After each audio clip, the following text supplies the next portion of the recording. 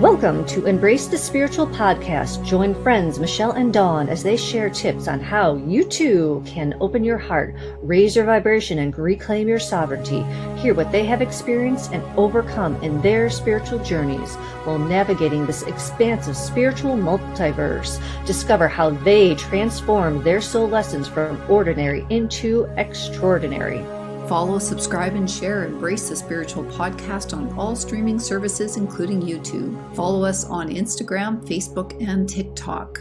Go to embracethespiritual.com for bonus content and a list of upcoming episodes. To book an aura regression, raw Reiki, or Akashic reading with Dawn, visit her website, alchemy-sacredsound.com. To book a quantum Akashic reading, quantum Reiki healing, pet Reiki, or a home and land clearing, visit Michelle on her website at energeticembrace.com.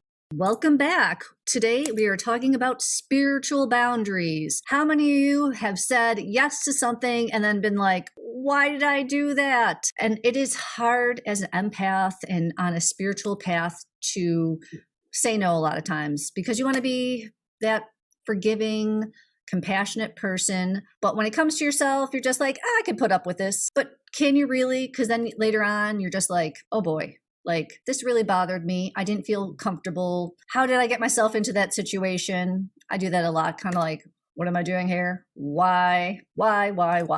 Especially when it comes to friends and family. I have a friend who has like, an easy example is like, she has white carpets. And, it would never be enough that I would have my girls, make sure they're bathed and cleaned and have clean socks on. Oh, those socks are dirty.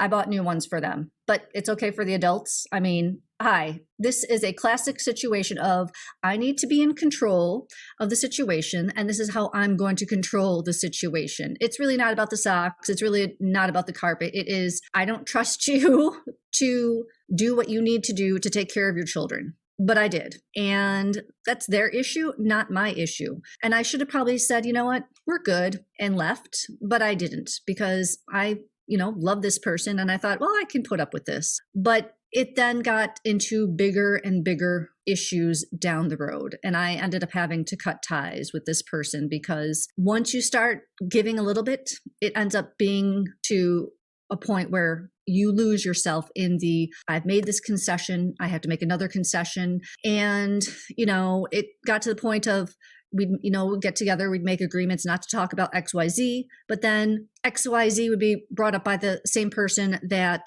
they said, I don't want to talk about this because, they did not have any self-respect for the rest of us who could follow these set of instructions. And at that point, you realize my boundaries, whether it be spiritual for myself, they are so being overstepped and I need to leave. My family and I chose to do because it was not healthy for us at that point. Because if you can't voice your opinion or how you feel, what's the point of getting together with somebody and having loving conversations? Because there's no love there because they don't trust you. It's all about power and control. So, an easy example of it's really easy because literally it's black or white. Dirty socks or not dirty socks when you look at it that I could think of when we started talking about spiritual boundaries and how they're easily taken over, or you make, you say, well, just this one time. And then just this one time becomes another time and another time and another time. And it comes to be a point where you need to say, hey, enough is enough. And that is really setting boundaries, isn't it? When you're saying enough is enough. But ideally, we want to set those boundaries before we get to that point of saying enough is enough, because we do. Dawn's right. We tend to allow people to continue to overstep, and then we may have an outburst of frustration with that person. And if you take a step back and look at your frustration that you're, spewing onto the other person, it's as much frustration at ourselves because we have allowed the boundary to be overstepped. So sometimes when we are reacting to a situation, take that little pause and say, how much of this is me actually being upset with myself that I allowed somebody to continually overstep my boundaries? And I think that, whether it's spiritual boundaries or boundaries in a relationship, work, whatever it is, we need to be able able to put a voice and words to what those boundaries are. And I'm glad you mentioned empaths because, of course, before we started, I wrote empaths and Dawn said it. So we're always, connected, reading each other's minds that way because there's so many of us that are empaths and we don't realize we're empaths. And maybe, we've done past episodes with this concept, but when you feel so much for humanity, other people. As Dawn said, we tend to, our boundaries don't have to be like a wall, a brick wall, but they should be pretty firm that maybe they can bend, right? And be flexible, but not necessarily penetrated where it affects us. Because what I see a lot is we tend to sacrifice our own boundaries. And really what we're doing is we're sacrificing our own self-love and care because the other person could be feeding on your energy, like those energy vampires that we've talked about in past episodes. And they will keep pushing until you push back. And, no different than you don't know where a boundary of maybe a property is until you put a fence up. As an example, someone could keep encroaching on it and you might be frustrated they're encroaching on it. But if there's no definitive something put up, then they're going to keep pushing. So I think for me, spiritual boundaries as well, we all have our right to believe in what we believe. And like Dawn said, we should be able to still have a conversation, even if someone I like to say I'm spiritual, not religious, right? So even if someone is religious in whatever denomination that they are, that's for them, right? So when we're judging that, we have to be really mindful because we don't know what their path is. Maybe there's something in a soul contract that they're in that situation to learn something, whatever the case might be. The caveat I'll put in this is if you feel that a loved one is ever in a spiritual group where there's harm and things happening, then definitely, step in. We need to keep, children safe, our loved ones safe. So I'm not referencing that as far as boundaries and letting them believe in what they believe in. If you do feel that there's harm, certainly do what you need to do. So, but again, spiritual boundaries, we're sharing what we have come to learn and practice in our lives, and you have to take what makes sense for you and implement that. So defining those personal spiritual practice, one size doesn't fit all. Meditation looks different for everybody. And so if you have, maybe you're listening to some spiritual leaders or part of their groups, lots of these spiritual leaders kind of have their pay a monthly amount and you're part of my inner circle and, you get extra things like meditations or teachings, whatever the case might be. Just know that maybe because one thing works for your friend that's in the group, it might not work for you. And that's okay. So I think part of that spiritual boundary is knowing what does work for you and not judging yourself. Oh, well, I'm not doing it like this person, and so I'm not as good as them spiritually, or maybe not as advanced. And so I think spiritual boundaries is as much setting your personal practices, because once we can understand what works for us, that also helps us set the boundaries, because then people can say, oh, you need to meditate an hour a day. Well, do you? That might not work for you. Might not work with your schedule. It might not feel good. Maybe something else works for you. There's different practices for it. So I think doing that self-reflection and developing your own kind of a spiritual practices and meditation, I think that's part of setting your spiritual boundaries, because you are establishing that personal sense of kind of feeling safe. You're feeling safe in your personal practice. And that's a spiritual boundary. And once you set that, then you can express to other people, like maybe you do want to meditate for an hour a day and you need the cooperation of your family members to be able to give you that private time. But if that 1 hour meditation a day truly fills your cup and, recharges you and gets you where you need to go, then yeah, that's setting the boundary and say, I need this time. What can we do to allow me that quiet time, the alone time, the safe space to be able to do that. So I wanted to add that as maybe a spiritual boundary to consider. I think we're all going to have our own different personal practices that we do daily. And I know I've judged myself in the past that, I don't meditate that much, but certainly when I have clients, I have my set practice that I do to prepare myself for my client, that very much a boundary. So part of it is still that self-love and care. Don't judge yourself about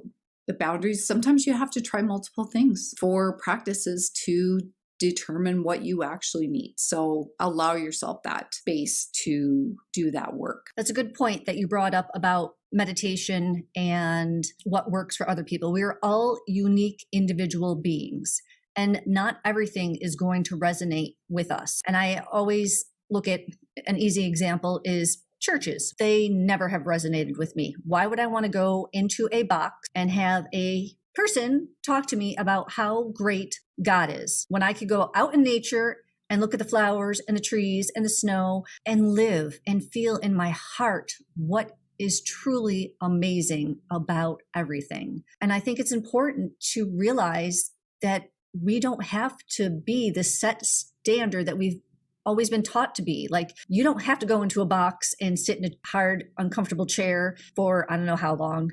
But there is so many easy ways to go out in nature, and you can meditate on walks, on when you're gardening. That's a meditative state. I notice that when I'm gardening, I have an easier connection to Mother Earth, and we have a relationship. And I thank her for all that she's done for me, and I apologize because I'm pulling the weeds because I can't do the spiky weeds. We don't get along. I react to them, and their seeds are very aggressive, and I have like hundreds of those spiky plants where I need to go. Even my poor dog, I went into this really thick patch yesterday, and he was just like, his boundary was like, I'm not joining you. And I was like, buddy, you have to come back this way.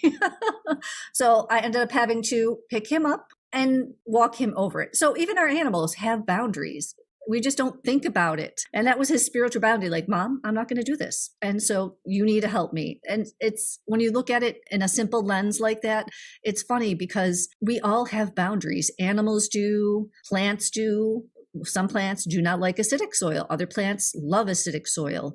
So on a microcosmic level, we all have boundaries. Do you know what yours are? Do you know what you like and what you don't like? How you treat people and how they treat you is usually a resonance of boundaries. I want to be treated with love, compassion, and care. And if you don't resonate with that, we probably aren't going to be able to have a relationship, because I don't like when people use the H word or get angry at silly things because it to them felt right in the moment. How are we supposed to come together as a planetary species if we can't find love and compassion for everything that we do, from little bugs to plants and what is happening worldwide? And I often think about, because we're going through so many, I don't even know how many wars we're going through. This is about boundaries. Somebody thought, you overstepped my boundaries, and now this is how I'm reacting. Did it have to come to that? I feel like no. I feel like there's not an open conversation. People need to start having open conversations so that we can establish boundaries and not lead with violence, hurt, and hatred. That's a great point. Obviously with so much divide happening in the world right now, there's lots of that going around, and you don't have to accept it just because it's out there. You don't have to allow it into your energy field. And I wanted to bring up energetic boundaries because these are really, I think, interchangeable with saying a spiritual boundary or an energetic boundary, because it is, it can be like a physical boundary. You just maybe can't see it with your eyes. And some of us that can see energy, you could kind of see, or even maybe when you meet people, sometimes you feel like if someone's got a strong energetic boundary, maybe they're not letting you in for a hug or whatever the case might be. You can actually kind of feel that barrier. And it's so important to put up these energetic boundaries. Like we say, with empaths and everything, we don't want that energy coming into our field and sacrificing our own energy levels and thoughts. So that energetic boundary is really your thoughts and your intentions, that I won't allow anybody else's, negative thoughts to penetrate. If that's maybe something that you're working on, not allowing into your space, you want to keep out those unwanted energies, other people's pain. I feel other people's pain. So when I go to have a client session, usually about the half hour before, I'll start getting different aches and pains in my body, and I know that they're related to the client. But I have allowed my boundary to let that in because it's helping the client. So something like that's a little bit different, because I've given permission for anything that can help that client, whether I'm doing a reading or a Reiki session for them, that I want to be able to know what is going on with them. So I've allowed that. So that's a lot different than just picking up, going down the street, and all of a sudden, your back gives out because maybe the guy 3 houses down is having back problems. I've had that in the past, years and years ago, probably 15 years ago now.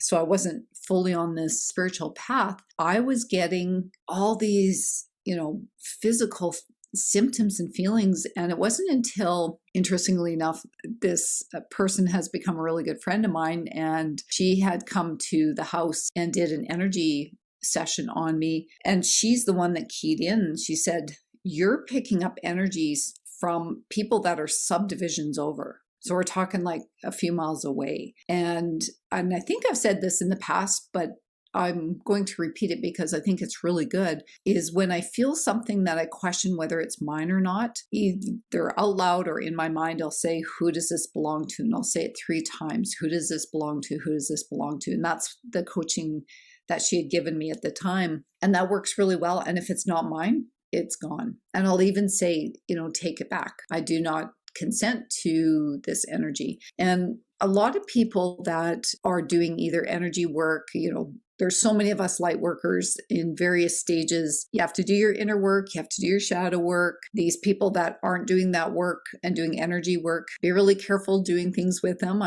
I'll put that out there, because if they haven't done their inner work, it's going to come out and transition. It could interfere with your energy body. I'll just say that. So here's a great example. We had a friend of mine come in and do individual readings for kind of had a girls' afternoon out, and she came and did some readings for people. And I thought, oh, well, I've never had a reading with her. So, of course I had one. And she picked up on what I had been feeling. And so sometimes, getting that validation from someone else is really great. That she said someone that used to be, that you felt really close to, who you no longer are, is trying to energetically do things to you. But she said, you have strong boundaries. She says it's not getting in, but be aware that that is happening. So when you do have those little subtle senses, maybe it's somebody that you've already cut out of your life that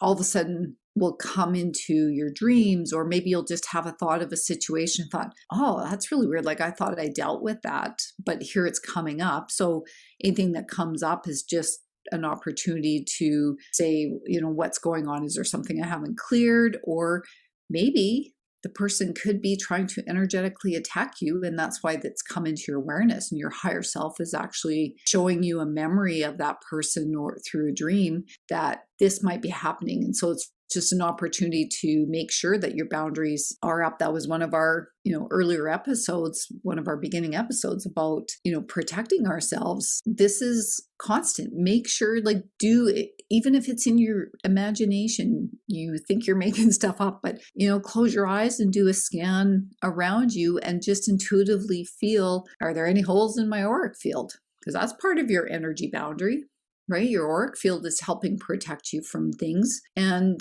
do a scan. Oh, maybe it feels like a little hole. Let's patch that up. And, maybe it's a little dented and close to one side. Let's just push that out and have a healthy boundary. So be aware that that energy boundary is a huge part of your spiritual boundaries. It is so, so important if you're doing any kind of energy work, light workers, readings, whatever, that you are setting those energy boundaries and only allowing things in that are for your highest good.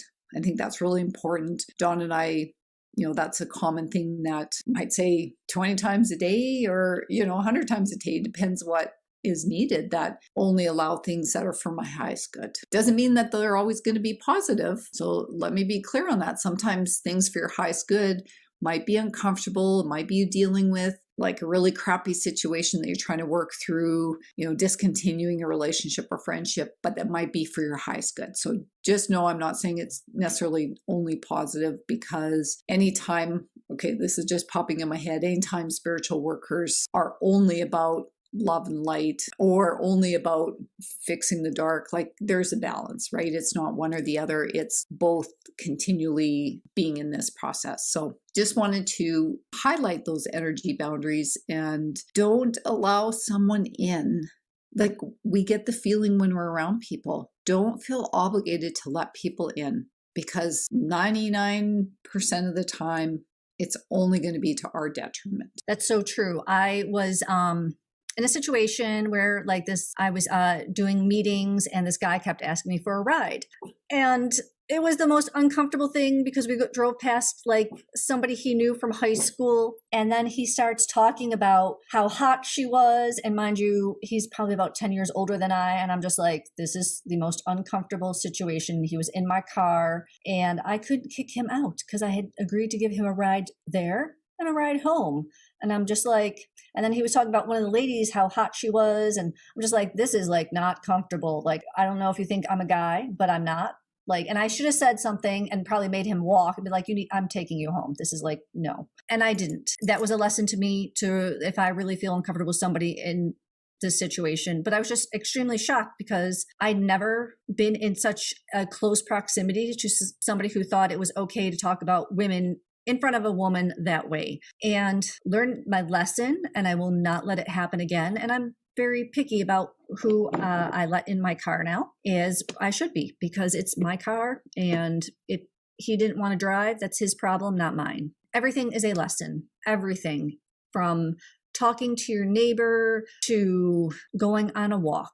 You are energetically making waves with what you do. And are you going to energetically put out there that you are going to be in love and compassion? Or are you going to choose to not and to infringe upon the things that you come into contact with? We are here to help heal. We are here to change this system. How are you setting clear boundaries? How are you going through your day and learning from the interactions that you are in? And this is Michelle and I, we have spiritual boundaries going on right now. We are, learning from each other, from her stories and my stories. Every interaction is a learning lesson, even on a minute level, from our pets to what happens in our lives and how we react. How do you choose to react to something is how it continues. And the more you set boundaries, it is easier to recognize when other people's boundaries are being overstepped. And I can see it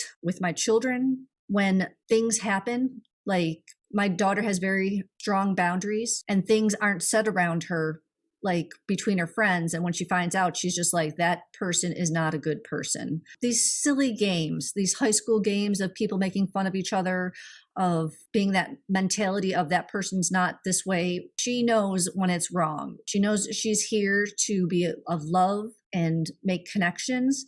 But when you cut that connection off to somebody else, that's a no-no for her. And she's just like, I don't want to be friends with you anymore because you overstepped somebody else's boundary. And I think that's admirable. And I wish more people in that moment in time would speak up when they hear other people speaking poorly of others and say, you know what, that's not right. You should not be saying that. You should not be making fun of a person because of you don't like their hair, they're overweight, or for whatever reason that person thinks that they need to make themselves feel better. That's not how we're supposed to be.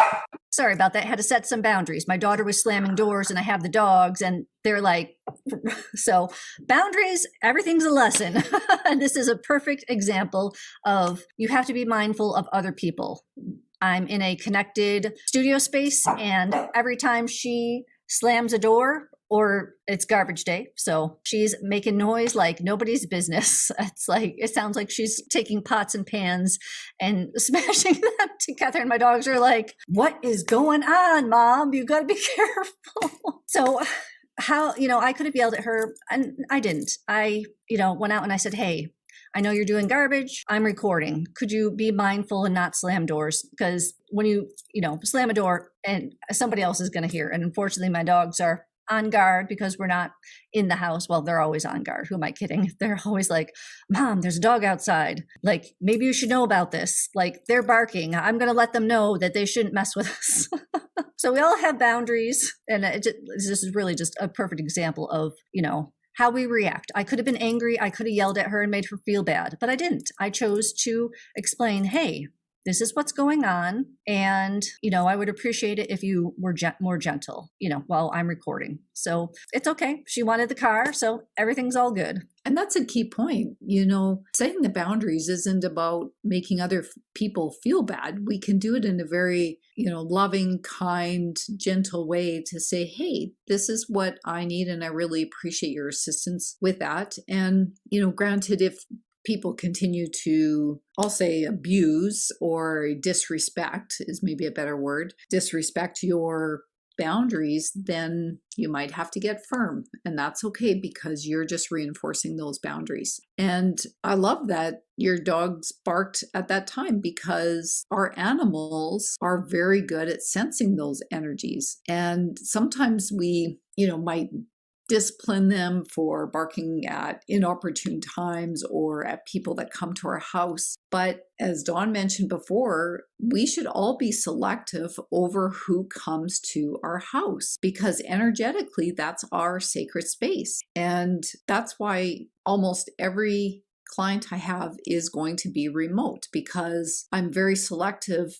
about who I would bring in person to have a session in my sacred space, which is part of my home. So I have a dedicated room. And animals are so good at picking up energy of people. So if they're being aggressive toward, granted, you want to make sure that you know what a typical behavior of your pet would look like, but don't discount if they are freaking out about somebody, because they might be picking up vibes about the person that you're not. So it's about observing. Observe what's going on in that situation, and if it's a behavioral thing or if they're actually picking up the energy of that person. So use your animals to help you set some energetic boundaries as well. And maybe if they don't like a person coming over that typically comes over, that's okay. You don't have to invite them over. Don't feel obligated. One of the other things that I wanted to highlight with regards to energy boundaries is energy boundaries are a lot easier when we're feeling good. So when we are physically, emotionally, energetically in a really good space, the boundaries are easier to maintain and stay strong. So if you're in those situations where maybe you're not feeling well, you're feeling a little bit off, or maybe you're having some low self-esteem, maybe there's some triggers, things that you're working on. Maybe you just experienced some traumatic event or grief or even chronic pain. All of these things kind of lower your vibration. And it's not a judgment. It actually lowers your vibration. And so just be mindful if you're in kind of that space, it's going to take some extra work to keep those energy boundaries strong. So not saying you can't feel that way, but just go, okay, I'm in this space. I need to just make sure that my energy boundaries are beefed up a little bit. So even, feel free to use your arms, extend your arms out around you and just say, hey, this is my energy boundary. Make sure you go below your feet, above your head, and create that space. Smudge, if you want to help keep your boundary clear, like your aura clear, you can smudge with sage, frankincense, Palo Santo. Lavender is actually a really good cleansing plant medicine that you can use. So do those things. Crystals are a great thing to help with those energy boundaries. So obsidian, any black crystal will help with that repelling that negativity and keeping that energy away from you, quite frankly. And balance that off with like a rose quartz or pink kunzite that creates the love atmosphere. So keep your crystals clean too. Don't forget to do that. But there's some things that you can do and set your intentions in the morning. Intend that everything that you're going to be doing or feeling or people that you're going to interact, that it's going to be for the highest good of everyone involved. Those are some great ways to kind of beef up your spiritual and energetic boundaries. And just remember that, everything that happens energetically can affect us physically. So that's why it's so important to have these boundaries. It can, these negative energies, if you come across people that are having a crappy day and they dump on you and you allow it to enter your space and take it on as yours, like your fight as well. Maybe it's a situation of person had a crappy situation with their friend and they come and dump the situation on you and expect you to feel the same way about that person, even though they didn't directly impact you. So be careful kind of where it's coming from. It could kind of be something passive aggressively coming into your space. It could be something direct like that, or that story I shared earlier where it's a person that's not physically near me that are sending intentional negative energy my way because they don't like the boundary I set up with them. And that's really what happens is we set these boundaries up with people and they don't like it because they can't energetically suck off your energy anymore. Sometimes when you piss people off like that, you're setting up some good boundaries, and that's not a bad thing. Well, you talked about so much of them. Like, ooh, I got to comment on that. And it's so true. My husband and I went to a store, and usually he doesn't feel anything. And he's like, we need to leave this store. The energy of some of the people he's like, it was desperation. And it's like, I'm hearing mindful limiting themselves. So it was like in that I'm not worthy, I'm not abundant mindset. And we were picking up on that. And I know that we had to be there. So I'm hoping that we energetically help those people raise their vibration. But it does feel not that great when you are in that situation. And that's when you need to say, hey, like, I know I'm here for a reason. Needed to come to the store. My team, do whatever I need to do on a spiritual level to help these people, because they obviously need a good, and the angels are showing me, a good auric field washing. Like, put them through the car wash.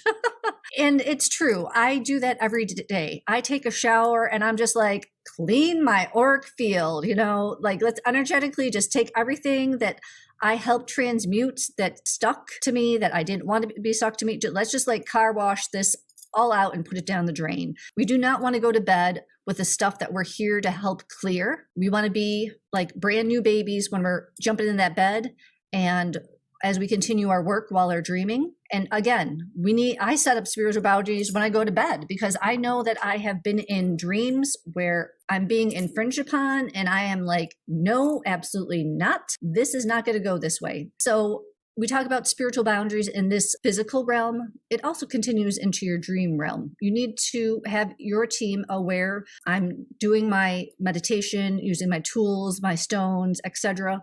Let's continue into the spiritual dream realm. Nightmares are usually not what they seem. It's usually something infringing upon you. Have your team help you out. Your dragons, your fairies, whatever wants to help you, the angels, call upon them before you go to sleep. And I feel way more protected. I've made definitely the dreams that I've been having have different endings and themes that I'm able to change. Dreams that I'm not comfortable with, usually something steps in and it changes the vibration of it. So be mindful of how you think, because what you think about others, they're going to energetically pick up on it. Energy travels. It is not stagnant. And how we are reacting, what's happening across the world, the pond, in our neighborhood, is going to affect others. Are you going to be strong in your boundaries and your love and your compassion for others? Or are you going to let it be lower and be like the bigger political, negative trend, which I don't conform to at all. I've never been like that. I've never understood this herd mentality. I always look at it, go outside. Yep, it's a beautiful day. It's a beautiful day for the rest of the day. I see TV once a week and I just kind of laugh because it's always like, oh, what's happening out in the world? Or what are they presenting to this day? Because they pick and choose the stories. This is not about truly what's going on. It's not about love, joy, and happiness and wonderfulness. It's about, this is what we're selling you. this is what we're pushing. This is XYZ, whatever we want it to be to focus on. It's not really what's happening, because there's other beautiful stories that we're totally missing out on. And I wish that they would change the cycle of current events, because I know they're happening out there. We're just missing them. As you were sharing that story, I thought it's like a soap opera, right? Soap operas, you could watch it every day and yes, continue the storyline. But if you watch it only, once in a while, usually you can get caught up pretty quickly and you haven't subjected yourself to that energy every day. Even setting a boundary like that, where I respect myself enough to not subject myself to the daily emotional roller coaster of what, as Dawn put it eloquently, is being presented to us. They are presenting possibilities of what can happen. Oh, this might be coming, to see what people are going to latch onto. So why be distracted on a daily basis? Because as I said, it's coming into your body. You're allowing that energy into your body, the stress, the worry. And once you allow it into your body, it's harder to get rid of. I think it's a lot easier to set that energy boundary and, only allow in select things, but observe it, don't allow it in as an energy. So when you're setting these boundaries, be really clear with yourself and others what you need, what you will and won't tolerate, how you'd like others to treat you. Because if you can't articulate it, how can others know what the boundary actually is? And they'll just do whatever until you push back and say, no, that's the boundary. It's kind of like saying, I need some space right now. Well, space to one person could be, oh, you need 10 minutes to cool down, and someone else could be 3 hours. Look, I need to go process this, and I can't talk about it until I've had time to decompress or whatever. So, that's a very clear boundary that you're saying, okay, I need an hour. Can you give me an hour? Just let me think and I'll come back to you. So sometimes the boundaries need consequences set. Maybe you need to set a boundary and say, if this happens again, if you treat me this way again, or if you talk to me this way again, or whatever the situation is that they're disrespecting you, here's the consequence. But then be prepared to follow through. So if it's a consequence you're not fully sure that you can follow through on, then don't set it as a consequence, because it's just hurting you as much as anything. And then you'll be in that self-judgment because you didn't feel strong enough to uphold that boundary and that consequence. So be realistic. If you have to write them down before you can articulate it. Sometimes writing it down will allow you the time to figure out what the actual boundary needs to look like. So consistency is a key in boundary setting, being persistent and consistent, saying yes when you mean yes, but say no when you mean no. Don't say yes, but you actually mean no, and then hope the other person picks up on it.